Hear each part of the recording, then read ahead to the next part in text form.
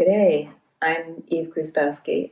I'm coming to you from Mitchell's Island, New South Wales, Australia.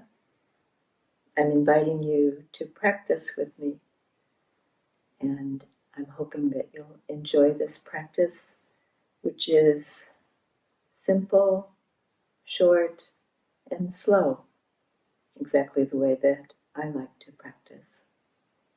So let's go.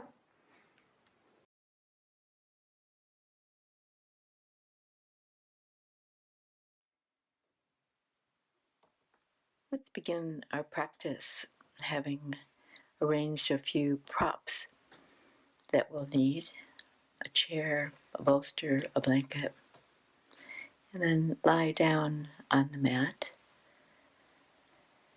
and get yourself comfortable.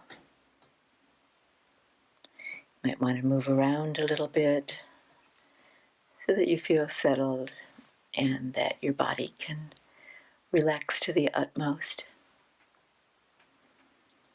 And in that lying down position, legs bent, feet on the floor, near to your hips, you might want to fold your hands in this early process in your practice of centering yourself, landing in your body, and finding the rhythm of your breath. So if your hands rest lightly on your ribs, you can feel the breath impulse there, in and out.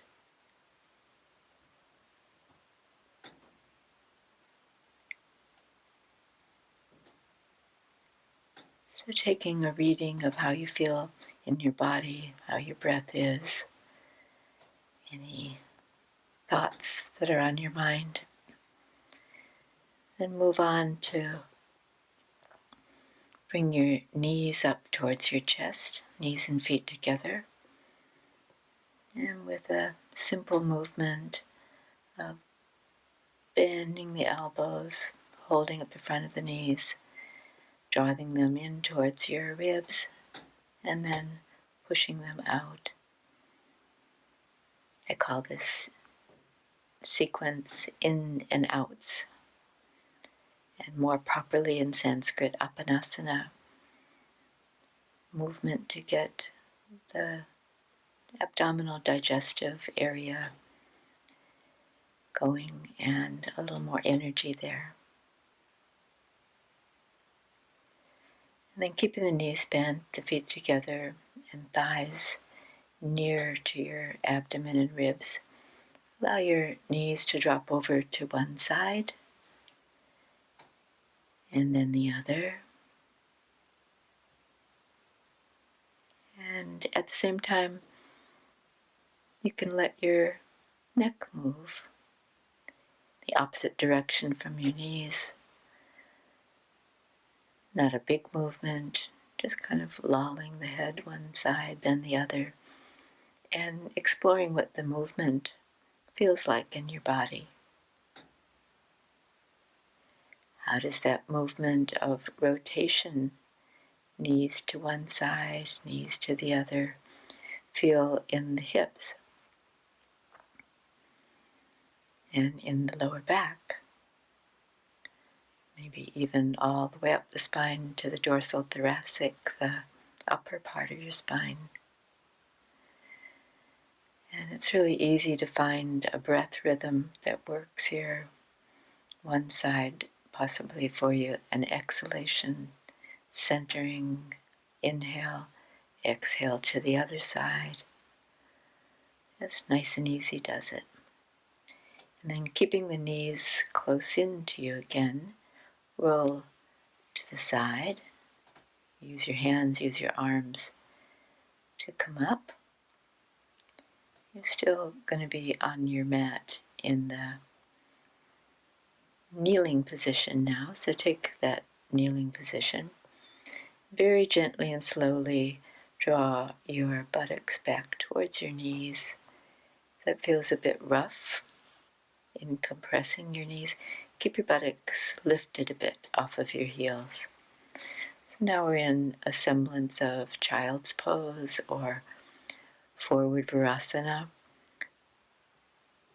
And it's really a nice thing to drop your arms and let the hands, the wrists, the elbows rest, just to enhance the feeling of releasing the upper back and the shoulders. When I feel a bit stiff in my upper back, as I did when I was recording this sequence, I might take dog pose.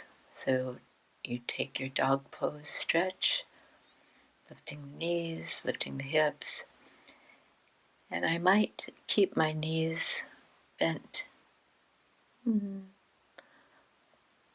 not quite at a right angle, so that I can bring the stretch into my upper back.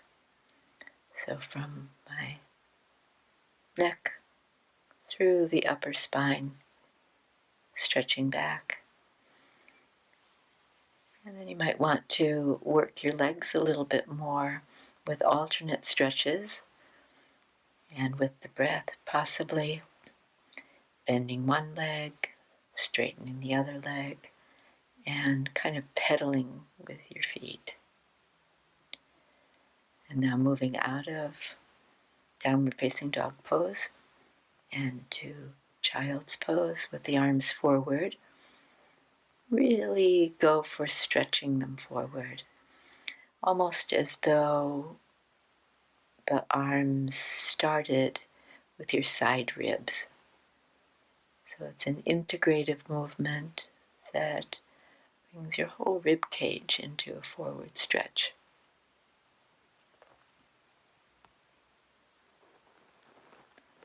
And let's try one more dog pose, just because we can.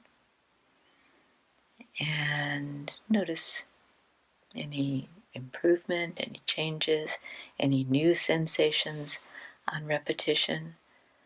My heels go down a little bit more for me when I've done those warm-ups.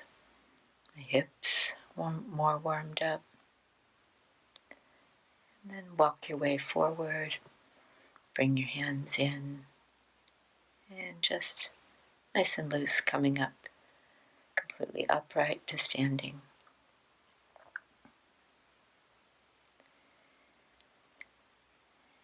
And then just moving around, feel your footing, lift one foot, lift the other.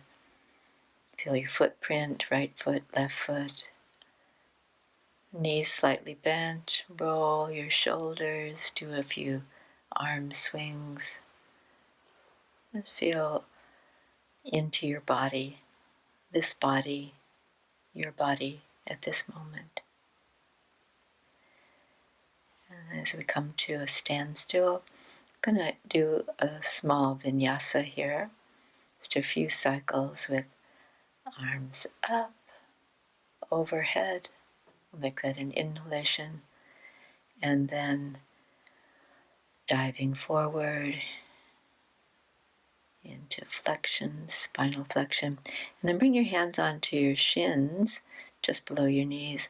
And then straighten your arms and lift your chest and tighten your shoulder blades. Then hang down ragdoll style until you're ready to come up with the help of the arms, swinging up and inhaling them overhead. Exhaling, arms come down by your side. That'll be one cycle. The in-breath, a sweep of the arms up overhead, sweep of the arms down. And in no way being pushing your body, but respecting its limits. Being happy just to go slowly, steadily into these forward stretches.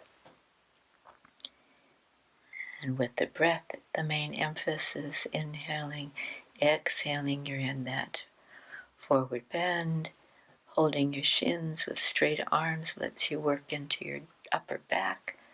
And then releasing it and dropping, just folding down. Inhale, the arms bring the chest up. Feel the front of the chest. And exhale, back to Tadasana. Inhaling, exhaling. Inhaling, opening the chest forward. Exhale, falling into ragdoll.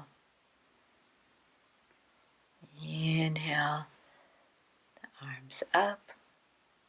Exhale, arms down. You can go slow as I'm going here, or you can pick up the pace if you're more energetic. But we'll just do another one or two. In a way, working like this, where the intention is to stay relaxed and go slowly, is to relate more to the sensations in your body and take that feedback. Maybe learn a few things about this body at this moment in time.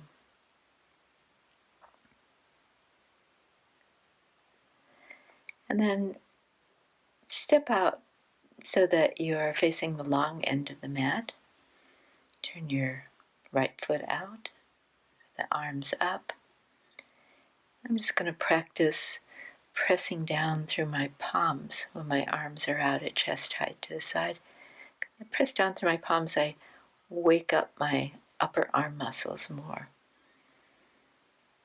It doesn't have to be a stiff feeling, but you're just trying to find those muscles that sometimes are a little bit absent in the poses. So let's just do Warrior Two as an alternate bending and straightening of that right leg, looking over the right shoulder to the right. And that bending is a gliding movement for your knee, just really feeling natural. Once again, getting the feedback on how does that knee feel? How does it work with the thigh and the hip? Now turning the left foot out and bending the knee, straightening. And feel your upper body resting on the support of the lower part of your hips and your legs and your feet, and pressing down through your hands.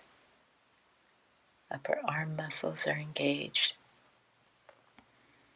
And smooth and gentle movement through that left knee bend. Finishing on that side and stepping back to center. Those transitions of poses, releasing from the pose and coming back into Tadasana, are important movements. They're just the movement where you can lose your balance. So watching yourself, not that that's a bad thing, but how does that happen? Be curious. We're moving into Parsvakonasana, so turning the right foot out, bending the right knee again, right elbow, right knee, and then coming back up. Left foot turns out, left elbow, left knee, right hand, right hip, and coming up.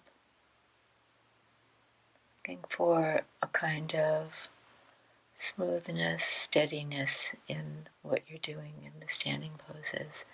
Second time for Parsvakonasana, we'll take the upper arm straight up towards the ceiling. So resting on your right elbow, left arm straight up. And then coming up, feet to center. Mindful of your breath, bend your left leg, left elbow, left knee. You're kind of propped up on that side, and then you're working to straighten the right arm straight up towards the ceiling. You might catch sight of that arm and hand through the corner of your eyes. Inhaling, coming up, and then coming to the last version, right elbow, right knee, and the more classical version, taking the left arm over your left ear. Feel that left arm connect with your left hip. It's a nice feeling. Inhale up, Exhale, left foot turns out, bending the left knee, left elbow, left knee, and then right arm overhead, and a long right arm as though it started from the bottom of your right ribs. That upper arm will bring you up and out of the pose. Feet come to center, and then happily stepping back in, home base, Tadasana. Little movement through your feet, little swing of your arms.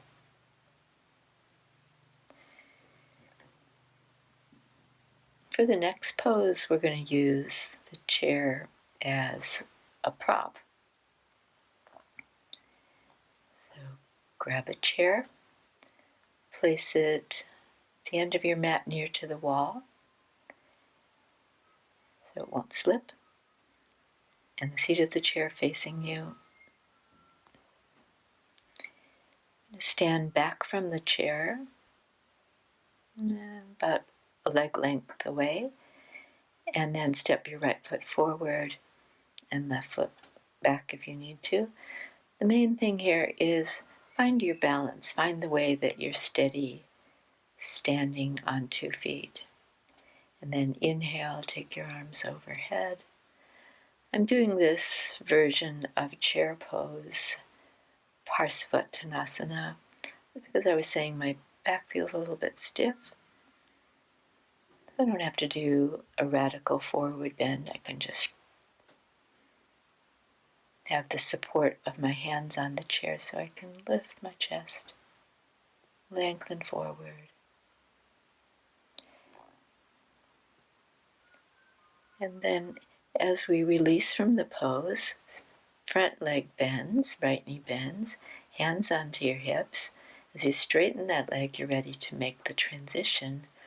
Right foot back, and ready to switch sides. Left foot forward. For my body, this side is a little bit less steady. So if that happens for you and you get a wobble, then right your balance as you can. And see if you can check into your body. Where did that movement come from? Where did I perhaps lose my mindfulness in the pose, my awareness of my body? I want to be much more careful on this weaker side. And so as I come up, knee bends, really pressing into the front foot, hands onto the hips, and really getting my balance on the back leg to step back. And then why not repeat it?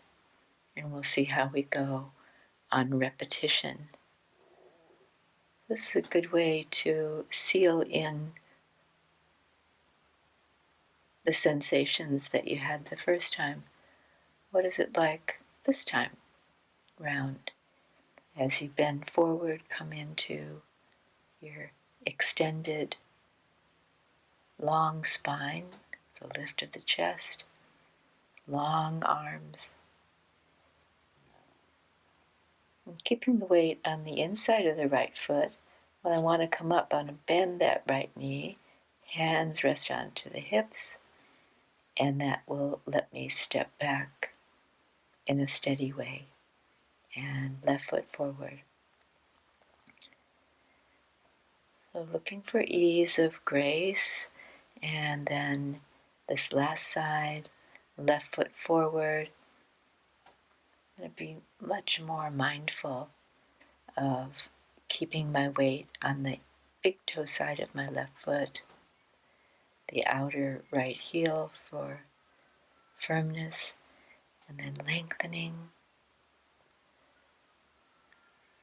I don't know how it is for you, but occasionally a sigh will leak out because it feels so good to be in my body, to awaken it.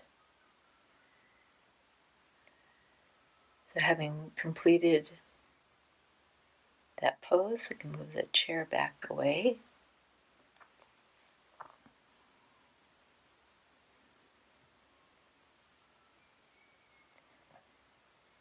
There's one more standing pose that we'll do in this sequence, which is wide leg forward fold from the hip crease.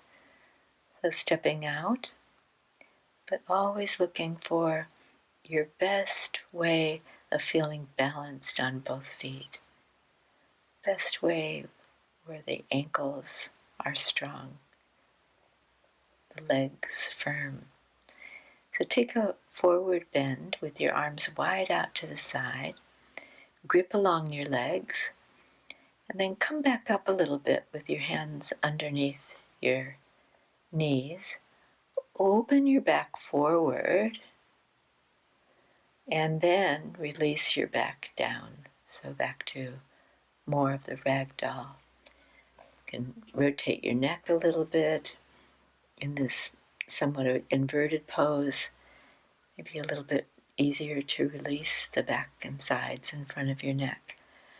And then nice deep bend at the hips and arms out to the side and ready to come up and back into center.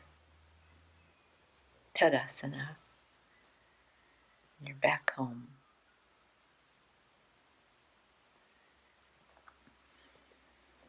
In the sequence, I wanted to add a little bit of headstand preparation. Not that we're going to do the headstand with weight on it, but just using the arms and the hands and wrists for balance. Place your forearms on the mat and link your hands, clasp your hands. Once you've done that, lift your knees and your hips and stretch up as much as you can through your hips so that no weight will rest on the top of your head. So your neck has no weight-bearing role here. Get a good stretch, shoulders, knees, and then come down to the ground. Change the interlock of your hands, and having folded them again, press your wrists. Press the middle forearm. Press your elbows. Be curious and interested about where your weight is born on your arms. Then in this next version, the hips are up, the legs are straight. I'm going to step in a little bit and straighten my legs more. And then move into just a slightly more challenging one leg stretch, balancing on the left leg, right leg stretches up, releases back down to the ground, left leg stretches up, and back to the ground. Another breath in, and exhaling, releasing, and it's going to feel really good as you come into your resting child's pose. Elbows on the ground again. Top of the shoulders broad. Shoulder blades wide out towards the side ribs. And now make an easy transition to lying flat along your mat. Bring your legs and your feet together, or close together. And then bring your arms straight back along your hips and your legs. And practice this simple exercise of lifting your shoulders and then dropping them. Lifting up through your shoulders draws your shoulder blades in. Dropping your shoulders, release that movement. You can do this through breath. Inhale, lift your shoulders, squeeze your shoulder blades. Exhale, drop your shoulders. So what we're doing here is we're taking the opportunity to wake up the upper back so that there's a way that the back contributes to doing some small back bends here, rather than it being all in the lower back. So Locust Pose now, lifting your head And feeling that movement again as you draw the tips of the shoulders back, the shoulder blades in, the chest can open forward. Not taking the head back, you're just lifting it a little bit off the floor. And alternately lifting and coming back down to the ground. This last time as you lift up, lift your arms too, and then see what the influence of your arms is. Still shoulder blades into center spine, still open chest forward, but you do get a little bit more lift and opening with the help of the arms.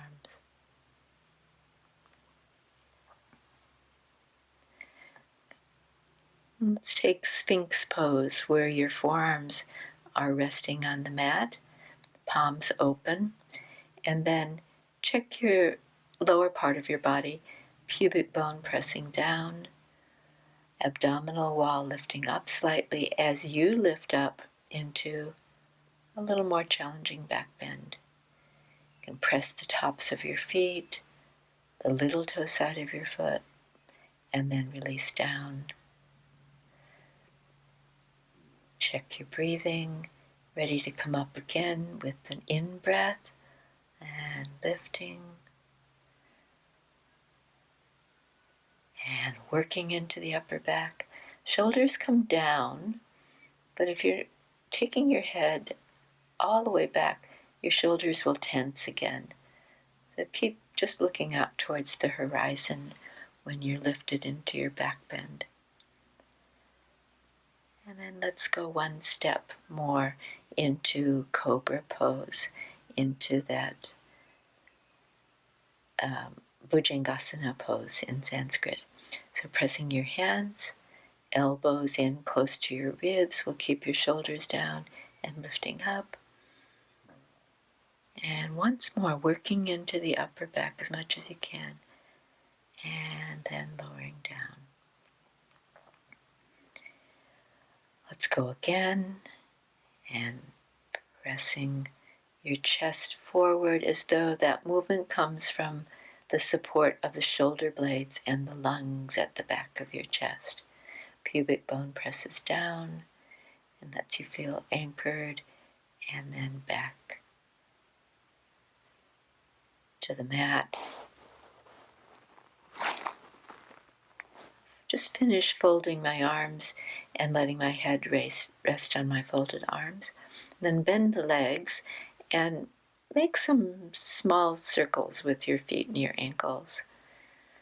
This is definitely not a classic yoga pose, but it's just a bit of fun and it feels good. I'm going to come into Child's Pose again, but very slowly, because I can feel I did back bend. Now I'm asking my body to do forward bend, and it takes a few gear changes to be able to do that. And once again, arms resting.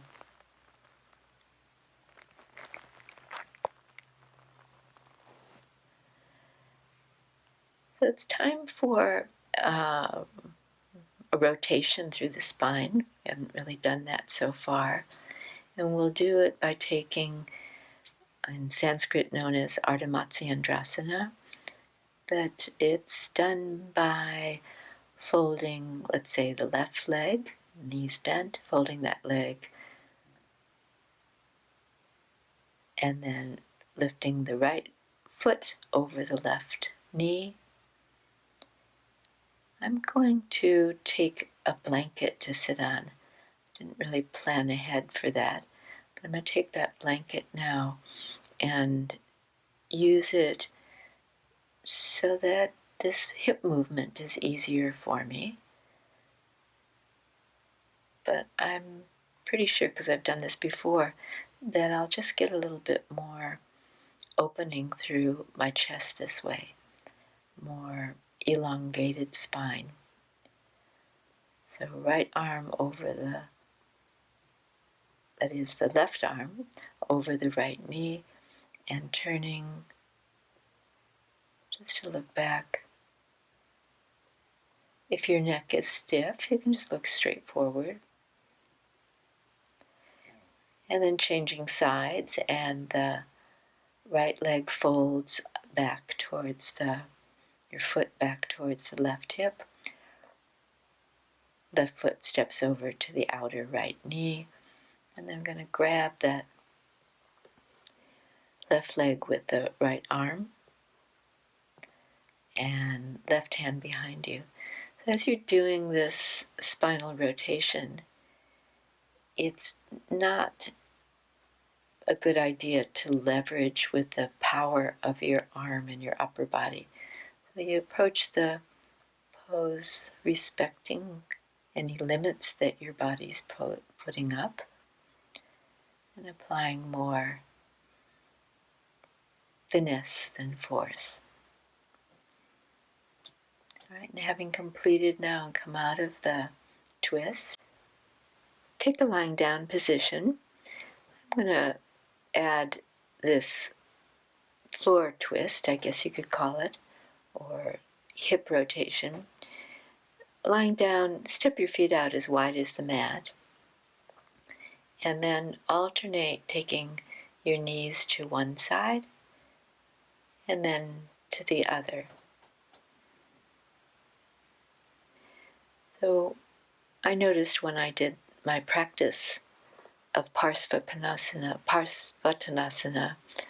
that I needed some work on the outside of my thighs. That outer hip area felt really tight. So you might have that going on for you, and this is an excellent outer hip IT band stretch. And it's so simple, like you did an earlier twist in the warm-up period. This one, with the breath, the head turns the opposite way of the legs. And you're listening to your body and feeling the sensations of that work on the outer leg. Now, bring your feet together and allow the knees to drop out to the side for Baddha Konasana. So you stretch the outer thighs, and then just giving a few moments here to stretch the inner thighs. In no way pushy, just feeling this as a release. If I were going to stay here longer, I'd use some blocks or blankets underneath the outside of my knees. That enhances the feeling of letting go through the pelvis. And now releasing from that supine position and coming into preparations for Viparita Karani. Take a bolster and place it near to the wall. It's about the distance of 4 fingers away from the wall. And then I've added a blanket placed in front of the bolster, which designs or creates the shape of a stair step. So the bolster a little bit higher than the blanket. And for me, gives a lot of comfort to the way that the shoulders are placed. You can try that, or you can just, if you find it easier on your back, or it's a difficult movement to get your hips up on the bolster. And in my practice at this particular time, that was a difficult movement. Which means that you have to work to wriggle yourself into the wall, which often happens. If that happens, use your arms and do everything you can to get your hips in as close to the wall as possible. I'm using a belt in my practice to keep my legs together. Feels like I can relax them a whole lot more if I use that approach. Once you're in the pose and thinking about where you want to put your arms, you could have them overhead. And in this particular practice, I like to have my arms out to the side, in between the blanket and the bolster. Before you commit yourself to being in a still pose, there might be some little adjustments that you need to make yourself the most comfortable that you know how. We're going to stay in legs up the wall pose for a little while. This practice gave you a chance to really sense and feel your body. And possibly we can go a little deeper with that in actually releasing the sense organs.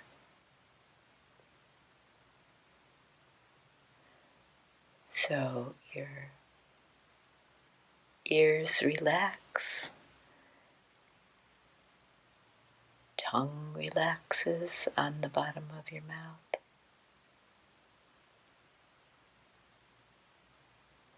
Corners of your nose relax. Your skin relaxed all over your body.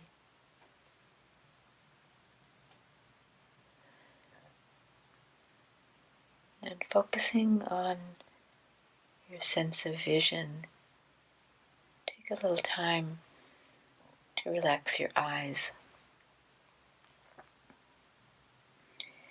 When you're in the yoga relaxation, and for this practice, this is a version of that,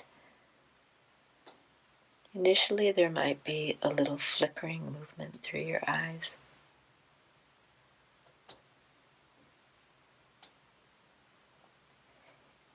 Then what you can do is turn your attention to your breath. And almost as though you're internalizing your vision, to watch the breath on the inside of your rib cage. So as your eyes, still relaxed, draw down to look into that breathing center, the lungs. Watch the lift and drop of your chest on every breath that you take.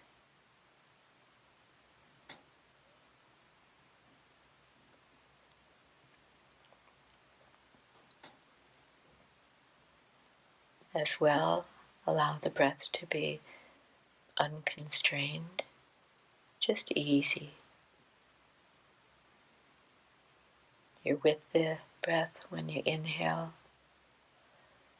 You're going with the breath when you exhale.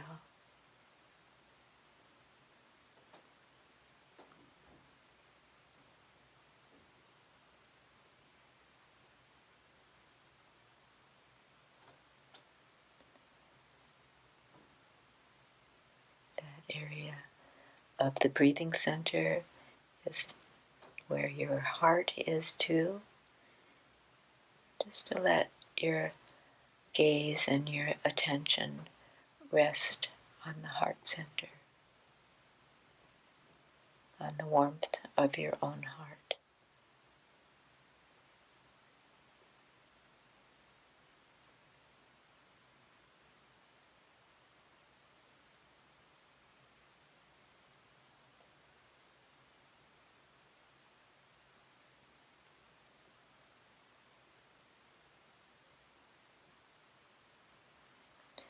Time to move will come very quickly, but you don't have to feel rushed.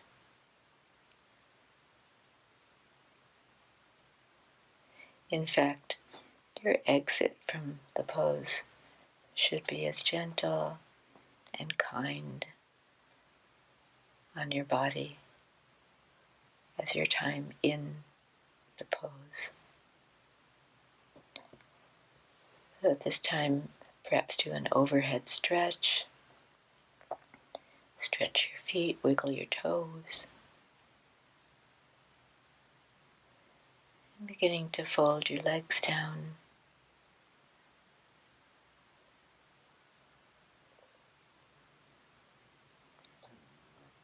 But slowly.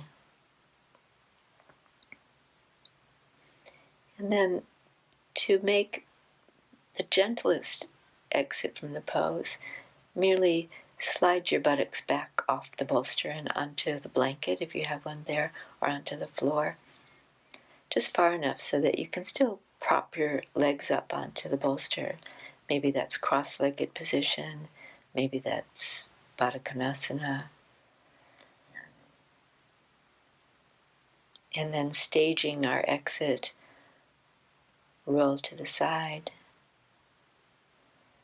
and take it very quietly and peacefully to come up.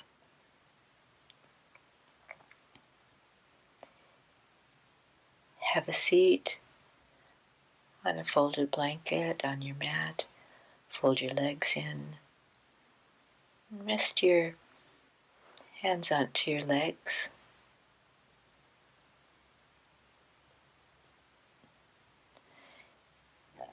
And feel the influence of the practice that you've done. There might be a little feedback for you there. Notice the mood of your mind.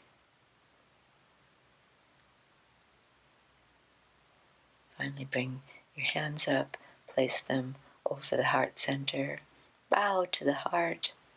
Namaste. And ready to release from your practice. When you're ready, come on up.